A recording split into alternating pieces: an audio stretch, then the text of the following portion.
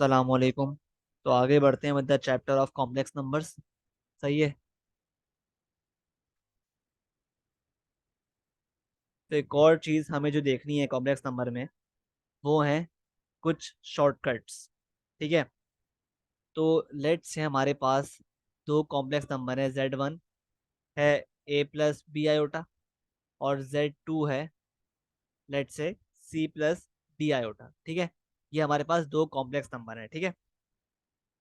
अब let's say मुझे Z1 का मॉडुलस भी निकालना है और आर्ग्यूमेंट भी निकालना है। ठीक है। तो मुझे बताओ मैं Z1 का मॉडुलस किस तरह निकालूंगा। क्या होगा मॉडुलस Z1 का? ऑब्वियसली Z1 का मॉडुलस होगा R1, है ना। और Z1 का आर्ग्यूमेंट क्या होगा? थीटा 1, है ना। क्योंकि R1 R क्या होता है? मॉडुलस ऑफ Z को हम बोलते हैं R, है ना। तो अगर Z1 का मॉडुलस निकालूं तो वो क्या होगा? R1। सही है। लाइक वाइज Z1 का जो आर्ग्यूमेंट होगा थीटा होगा और मॉडुलस होगा R1। सिमिलरली जो Z2 है अगर इसकी बात करें तो Z2 का मॉडुलस क्या होगा? R2। और Z2 का आर्ग्यूमेंट क्या होगा? थीटा 2, है ना। ये हम पढ़ चुके हैं किस तरह निकालते हैं मॉडुलस आर्ग्यूमेंट। ठीक है। मॉडुलस मॉडुलस का जो सिंबल होता है वो क्या होता है? R, है ना। और जो आर्ग्यूमेंट को हम डिनोट करते हैं वो किससे करते हैं? आर्ग जी से करते हैं या फिर थीटा से करते हैं, है ना। ये हम सब पढ़ चुके हैं इन डिटेल पिछली वीडियोस में। ठीक है। अब लेट से ये बात तो आपको पता थी। अब एक स्टेप आगे बढ़ते हैं। और अगर आपसे बोलता है एग्जाम में कि Z1 मल्टीप्लाई बाय Z2 का निकालो मॉडुलस, मतलब क्या बोल रहा है कि आपके पास Z1 का जो मॉडुलस है वो क्या है? R1।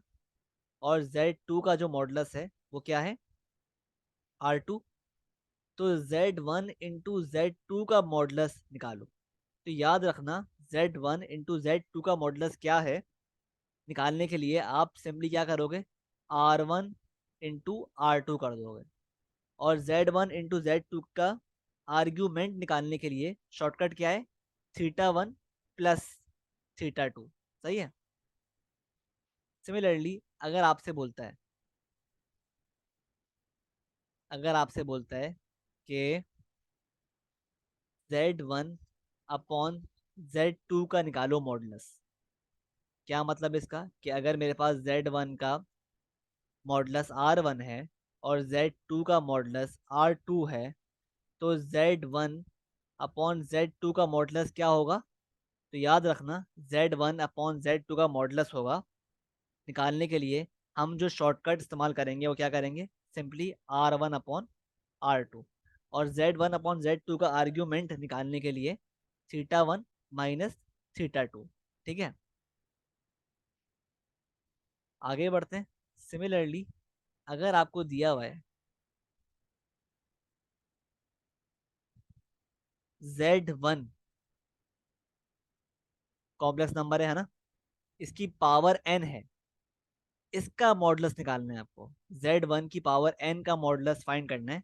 मतलब मेरे पास Z1 जो है इसका मॉडुलस क्या था? R1। तो अब की बार Z1 की पावर n का मॉडुलस आपको फाइंड करना है। तो ये किस तरह आएगा?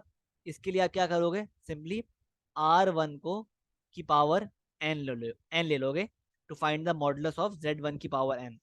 और अगर आपको आर्ग्यूमेंट फाइंड करना है तो आप सिंपली पावर को थीटा 1 से मल्टीप्लाई कर दोगे। तो इस तरह आपके पास इसका मॉडुलस और आर्ग्यूमेंट दोनों आ गए। ठीक है। तो ये हमारे पास कुछ 5 चीजें हैं दैट यू शुड नो। याद कर लो इनको। सही है। अब इसको अप्लाई करते हैं। ठीक है। On a example. तो लेट से मेरे पास एक क्वेश्चन है। Z1 उसमें दिया हुआ है आपको 3 + 4 iota.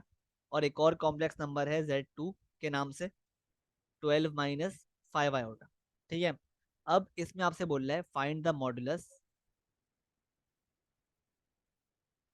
Modulus and argument of number one z1। तो पहले हमें z1 का मॉडुलस फाइंड करना है। तो बहुत ईजी है, किस तरह निकालते हैं हम z1 का, निकालेंगे मॉडुलस। तो z1 का मॉडुलस हो जाएगा अंडर रूट रियल पार्ट का स्क्वायर प्लस इमेजिनरी पार्ट का स्क्वायर। तो आंसर क्या आ रहा है, 5। तो ये आ गया अपना z1 का मॉडुलस। और सिमिलरली अगर हमें z1 का आर्ग्यूमेंट निकालना है तो उसके लिए हम क्या करेंगे, हम पहले एक आर्गन डायग्राम ड्रॉ कर लेंगे साइड में, ताकि पता चल रहा है कि जो कॉम्प्लेक्स नंबर z1 है ये कौन से क्वाड्रेंट में है। तो z1 क्या है, 3 + 4 i। तो 3 यहाँ पे आ गया, 4 i यहाँ पे आ गया। तो कोई यहाँ पर है कॉम्प्लेक्स नंबर आपका, मतलब आपका कॉम्प्लेक्स नंबर फर्स्ट क्वाड्रेंट में। तो इसका आर्ग्यूमेंट क्या होगा, सिंपली थीटा, है ना। तो इसको हम निकालेंगे, थीटा को फाइंड करते हैं हम किस फॉर्मूले से, tan 1 b/a, मतलब tan 1 4/3। और आंसर आ रहा है रेडियन मोड में 0.927। तो ये आ गया आर्ग्यूमेंट ऑफ z1। सही है। अब पार्ट 2 में कह रहा है of the same question, find the modulus and argument of z2। तो z2 क्या था हमारे पास, z2 था 12 - 5 i। सही है। तो इसका भी बहुत ईजी है निकालना, कि z2 का आप किस तरह निकालोगे, simply under root of real part plus imaginary part का कोफिशिएंट का स्क्वायर। ठीक है। तो ये क्या हो गया आपके पास, 13 is the modulus of z2। 13 is the modulus of z2। ठीक है। अब हमें आर्ग्यूमेंट निकालना है z2 का। तो आप क्या करोगे, आप पहले आर्गन डायग्राम ड्रॉ करोगे to find the quadrant in which z2 lies. तो ये हो गया 12 और -5, कुछ यहाँ पे लाई कर रहा है आपका कॉम्प्लेक्स नंबर। तो मतलब ये कौन सा क्वाड्रेंट है, फोर्थ क्वाड्रेंट, जिसका आर्ग्यूमेंट होता है क्या होता है, -थीटा, है ना। तो पहले आप थीटा फाइंड करोगे, tan 1 b/a, मतलब 5/12। ठीक है। तो क्या आंसर आ रहा है, 0.927, नहीं बल्कि क्या आ रहा है, 0.395, 0.395। ठीक है। वंस आपके पास थीटा आ गया तो आप क्या करोगे, इसमें आप लगा दोगे माइनस। ठीक है। तो ये आपका क्या आ गया, फाइनल आर्ग्यूमेंट फॉर z2। ठीक है। और याद रहे जब ये फॉर्मूला अप्लाई करते हैं हम, tan 1 b/a, तो इसमें हम साइंस को इग्नोर करते हैं, जब भी हमने यहाँ पर 5 करा और -5 नहीं करा। ठीक है। आई होप ये बात अंडरस्टैंडेबल है, क्लियर है। सही है। तो z2 का भी आपके पास क्या आ गया आर्ग्यूमेंट। अब पार्ट 3 में आपसे बोल रहा है, कि आप मॉडुलस और आर्ग्यूमेंट निकालें z1 × z2। तो अब देखो, अगर तो हमें शॉर्टकट पता होगा ना, तो हम बहुत ही आराम से ये पार्ट कर लेंगे। ठीक है। तो देखो हमें पता है यार कि z1 जो है इसका मॉडुलस क्या था, हम निकाल चुके हैं ऊपर, 5 आ रहा था, है ना। और z2 का जो मॉडुलस था, मतलब r2, वो क्या आ रहा था, 13। तो z1 × z2 का मॉडुलस फाइंड करने के लिए हम सिंपली क्या करेंगे, दोनों r's को r1 × r2 कर देंगे, मतलब 5 × 13, जो कि आंसर आ रहा है 65। तो 65 है आपके पास basically modulus of z1 × z2। I hope बात क्लियर है। सिमिलरली अगर हमें आर्ग्यूमेंट निकालना है तो हम किस तरह निकालेंगे, आर्ग्यूमेंट निकालने के लिए हम क्या करेंगे, θ1 को ऐड कर देंगे विथ θ2। तो θ1 क्या था मेरे पास, θ1 था मेरे पास 0.927, और θ2 था -0.395।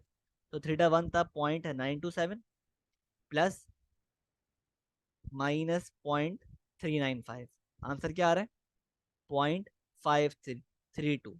तो ये आपका आर्ग्यूमेंट है फॉर Z1 into Z2, ठीक है। तो इस तरह इतनी आराम से आपने शॉर्टकट्स के थ्रू ये निकाल लिया। अगर लेट से आपको शॉर्टकट्स जो है ना वो नहीं पता होते, वो आपने नहीं पढ़े होते, तो फिर आप क्या करते? अगर आपसे कहा होता भाई Z1 into Z2 का निकालो मॉडुलस, तो आपने शॉर्टकट्स आपको नहीं पता, तो फिर आप किस तरह निकालते हैं? जाहिर सी बात, आप क्या करते पहले? आप पहले मैनुअली Z1 into Z2 को मल्टीप्लाई करते हैं। तो Z1 क्या था हमारे पास? 3 + 4 आयोटा, और Z2 था 12 - 5 आयोटा। तो इनको पहले आप मल्टीप्लाई करते हैं, ठीक है, मल्टीप्लाई करते हैं आराम से, और आपका आंसर आता फाइनल 56 + 33 आयोटा। फिर आप इस फाइनल आंसर का आप ले रहे होते मॉडुलस, मतलब √56² +33² ले रहे होते, तो आंसर आपका जब भी क्या आता? 65, ठीक है। तो आई होप आपको क्लियर है कि ये शॉर्टकट्स कितने इंपॉर्टेंट हैं, कितना टाइम सेव करते हैं आपका, सही है, कितने काम आते हैं, सही है। आई होप ये बात क्लियर है। और लेट्स से अगर आपको आर्ग्यूमेंट निकालना है ऑफ Z1 into Z2, तो आप क्या करते हैं? अगेन आपने मल्टीप्लाई किया, आपका आंसर क्या आया? ये आया, ठीक है। तो इसको आप पहले प्लॉट करोगे on the Argand diagram to find out के के कौन से क्वाड्रेंट पे लाई कर रहा है।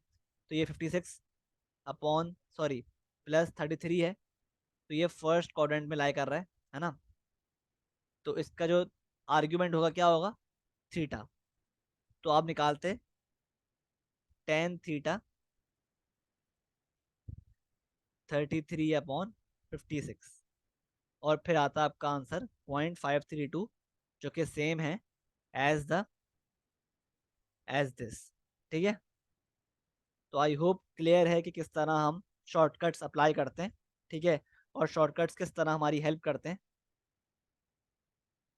और टाइम सेव करते हैं, सही है। तो शॉर्टकट्स तो याद कर लो, सही है। अच्छा, आगे बढ़ते हैं। अब पार्ट 4 में कह रहा है सवाल के, पार्ट 4 में कह रहा है कि Z1/Z2 निकालो, ठीक है। तो Z1/Z2 निकालने के लिए, इनका मॉडुलस निकालने के लिए और आर्ग्यूमेंट निकालने के लिए हम क्या करेंगे? हमने पढ़ा है भाई कि अगर हमारे पास Z1/Z2 का मॉडुलस फाइंड करना है, तो वो क्या होता है? वो निकालने के लिए हम शॉर्टकट अप्लाई करते हैं R1/R2, है ना। तो Z1/Z2 का मॉडुलस फाइंड करने के लिए हम अप्लाई करेंगे R1/R2। तो R1 मेरे पास क्या है? क्या आ रहा था? R1 क्या है? Modulus of the complex number 1। हम चेक कर लेते हैं। तो R1 क्या था हमारे पास? वो देख लो 5 था, है ना। और R2 क्या है? 13, ठीक है। तो R1 5 हो गया और R2 13 हो गया, यही आपका आंसर है। और सिमिलरली अगर आपको आर्ग्यूमेंट निकालना है, तो आप क्या करते? आपको आर्ग्यूमेंट निकालना है ऑफ Z1/Z2, तो आप क्या करते? आप θ1 - θ2 करते। θ1 क्या आ रहा था? 0.927, और θ2 क्या आ रहा था? -0.395, ठीक है। तो इसका आंसर क्या है? 1.322, ठीक है। अगर लेट से आपको ये शॉर्टकट्स नहीं पता होते, तो आप क्या करते? आप आप बेसिकली क्या कर रहे होते अगर आपको शॉर्टकट्स नहीं पता होते? तो आप Z1/Z2 जो कॉम्प्लेक्स नंबर्स हैं, Z1 क्या था? 3 + 4 आयोटा, और Z2 क्या है? 12 - 5 आयोटा। तो पहले आप इनको डिवाइड करते हैं मैनुअली, किस तरह हमने पढ़ा है कि आप पहले इनको मल्टीप्लाई करते हैं, न्यूमरेटर और डिनोमिनेटर को by the conjugate of the denominator, और इसको पहले आप फिर एक्सपेंड करते, और आपका जो फाइनल आंसर आता, वो आता 16/169 +63 आयोटा अपॉन 169। फिर आप इस फाइनल आंसर का जो Z1/Z2 है, इसका आप लेते modulus with the help of formula under root real component square plus imaginary component square, है ना। और अगर आपको आर्ग्यूमेंट निकालना होता तो आप इस फाइनल आंसर पे अप्लाई करते, फिर फाइनल आंसर पे अप्लाई करते आप जो फॉर्मूला है टेन इनवर्स का। ठीक है। और आर्गन डायग्राम ड्रॉ करते, पहले पहले फाइंड करते कि कौन से क्वाड्रेंट में, उसके बाद फॉर्मूला अप्लाई करते। ठीक है, तो बहुत लंबा हो जाता। तो इसलिए इस शॉर्टकट ने जो है, इस शॉर्टकट ने आपका टाइम काफ़ी हद तक सेव कर लिया। तो इसलिए मैं रिकमेंड करूँगा अगेन कि आप इस शॉर्टकट को ही याद रखें। सही है। और इसके थ्रू ही आंसर सॉल्व करें अगर इस तरह का सवाल आए तो। ठीक है। आई होप बात क्लियर है। अच्छा, फिर आपको क्या बोलता है वो, फिर आपके पास पार्ट 5 में बोलता है आपको ऑफ द सेम क्वेश्चन कि आप Z1 का स्क्वायर निकालें, Z1 का के स्क्वायर का मॉडुलस फाइंड करें। तो याद रखना, हम पढ़ चुके हैं इसका भी शॉर्टकट, कि अगर आपके पास Z1 के स्क्वायर का मॉडुलस क्या है ना, Z1 के स्क्वायर का मॉडुलस,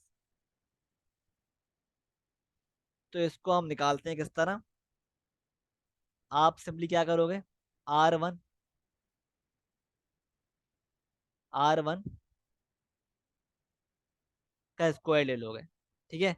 अच्छा, एक और चीज़, इसको इस तरह लिखो या इस तरह लिखो, एक ही बात है। ठीक है। अगर स्क्वायर बाहर भी कर दो ना मॉडुलस के, तो एक ही बात है। ठीक है। तो ट्रिक क्या है इसकी, कि आप R1 का स्क्वायर ले लें। और R1 क्या था हमारे पास, हम निकाल चुके हैं पार्ट 1 में, क्या आ रहा था 5। तो 5 का आपने सिंपली स्क्वायर कर दिया, आंसर क्या आ रहा है 25। ये आपका आंसर हो गया, ये आपका मॉडुलस हो गया। और अगर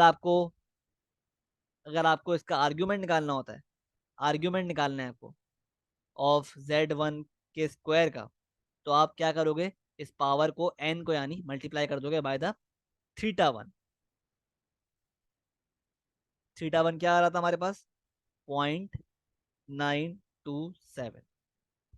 और आंसर क्या है 1.854। ठीक है। तो ये आपका मॉडुलस आ गया और ये आपका आर्ग्यूमेंट आ गया, बड़े ही आराम से यूजिंग दिस शॉर्टकट। ठीक है। आई होप बात क्लियर है। सही है। ठीक है। तो ये थे बड़े important shortcuts of this chapter. ठीक है, that you should know, you should learn. सही है।